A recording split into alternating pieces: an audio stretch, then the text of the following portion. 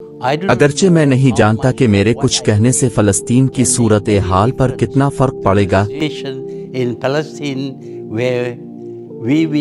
جہاں ہم گزشتہ ایک مہینے سے ہر روز اسرائیل کی بربریت اور قتل عام کا مشاہدہ کر رہے ہیں۔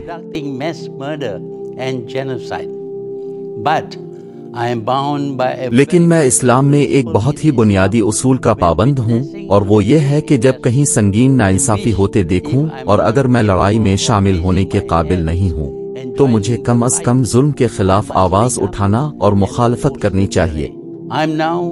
میں اب 98 سال کا ہوں اور میں دنیا کے ارتقاء کے ساتھ ساتھ متعدد مراحل سے گزرا ہوں۔ میں نے کولونیلزم کے ظلم و ستم، اس کے استکبار اور طاقتور قوموں کی منافقت کو دیکھا ہے۔ The arrogance of the colonialists and the hypocrisy of powerful nations. لیکن اسرائیل کا غرور، اس کی بربریت اور انسانی اقدار کی بے پناہ بے توقیری ماضی میں ہونے والی ہولناکیوں سے بھی بڑھ کر ہے۔ And most times surpass the horrors committed during the colonial past. It is difficult to find words. اسرائیلیوں کی طرف سے فلسطینیوں پر ڈھائے جانے والے ہولناک مظالم کو بیان کرنے کے لیے الفاظ تلاش کرنا مشکل ہے۔ For us, we need to be ہمارے لیے، ہمیں فلسطینیوں کی حمایت میں ثابت قدم رہنے کی ضرورت ہے، اور ہمیں سچ کو چھپانا نہیں چاہیے۔ اسرائیل ایک قابض قوت ہے جو ان فلسطینیوں کی نسل کشی کر رہی ہے جو ایک طرح قید میں ہے۔ اسرائیل کو مغربی طاقتوں کی طرف سے مظالم کرنے پر اکسایا جا رہا ہے، جن کے ہاتھ فلسطینی بچوں کے خون سے اتنے ہی رنگین ہیں جتنے کہ اسرائیلیوں کے ہاتھ خون آلود۔ اور ہمیں واضح کر دینا چاہیے، کسی بھی زبان یا تعریف میں قبضہ کرنے والی ہر طاقت ایک بری طاقت ہے، اور جن پر قبضہ کیا گیا ہے وہ مظلوم ہے۔ ایسے مظلوموں کو اپنے دشمن کے خلاف اٹھنے کا پورا حق حاصل ہے، اور فلسطین پر 7 سے زائد دہائیوں کا قبضہ ہے، اور ہمیں ہرگز جدید دور کے سامراجیوں کی باتوں میں نہیں آنا چاہیے جو 7 اکتوبر کو حماس کی دفاعی کارروائیوں پر اسرائیلیوں کی انتقامی نسل کشی کو جائز قرار دے رہے ہیں۔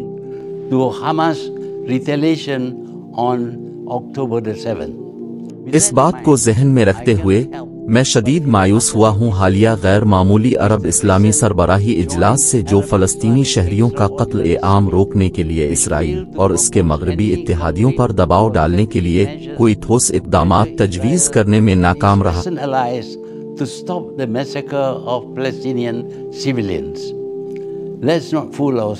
اپنے آپ کو دھوکے میں مت رکھیے۔ اسرائیل اور اس کے مغربی اتحادیوں، خاص طور پر امریکہ کے خلاف تمام سخت الفاظ میں بیانات، مطالبات اور مذمتی بیانات ایک کان سے سن کر دوسرے کان سے نکال دیے جائیں گے۔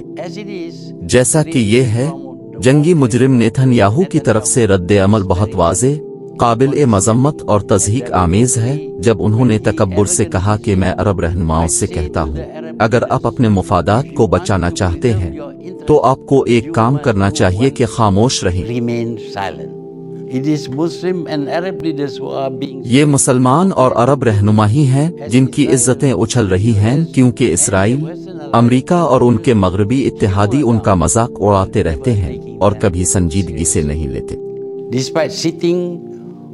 اتنی زیادہ دولت ہونے کے باوجود کہ جسے مغربی اقوام سے مطالبہ کرنے کے لیے استعمال کیا جا سکتا ہے کہ وہ اسرائیل کے فلسطینیوں پر مظالم پر اس کے خلاف پابندیاں لگائیں، اس کے برعکس عرب اور مسلم رہنما اسرائیل سے نسل کشی روکنے کے لیے محض اپیل کرتے پھرتے ہیں۔ وہ اقوام متحدہ سے امن فوجی دستے بھیجنے کا مطالبہ بھی نہیں کرتے۔ میں جانتا ہوں کہ ان میں سے کچھ رہنما سچ میں غمزدہ ہیں اور چاہتے ہیں کہ عرب اور اسلامی سربراہی اجلاس اسرائیل کے خلاف مزید سخت اور ٹھوس اقدامات کرے۔ تاہم دوسروں نے اپنے مفادات کو ترجیح دیتے ہوئے محفوظ طریقے سے کھیلنے کو ترجیح دی تاکہ اتفاق رائے قائم نہ ہو سکے، اور ایک بے معنی سفارتی اپیل کے علاوہ کچھ نہ ہونے دیا۔ اس کے ساتھ فلسطینیوں کو اسرائیل، امریکہ اور اس کے مغربی اتحادیوں کے رحم و کرم پر چھوڑ دیا گیا ہے، اور یہ سب اس نسل کوشی پر اسرائیل کی طرح مجرم ہیں۔